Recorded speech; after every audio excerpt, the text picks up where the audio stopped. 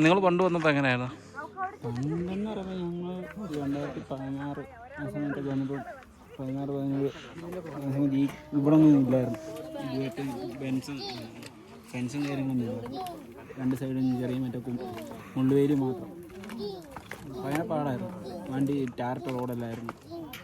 നടന്ന് കയറുമായിരുന്നു താഴെ. അത് വൈബായിരുന്നു.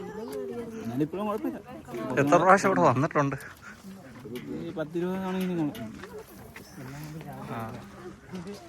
ഓരോ തവണ വരുമ്പോൾ ഓരോ അനുഭവം. ഒരു അനുഭവം പറഞ്ഞേ. ഒരു അനുഭവമായിട്ടില്ല, അത് ഓരോ ക്ലൈമറ്റും. ഇന്നിപ്പം നല്ല ചൂടുള്ള ക്ലൈമറ്റ്. ഞങ്ങളിതിന് നല്ല മഞ്ഞുള്ള സമയത്ത് വന്നിട്ടുണ്ട്.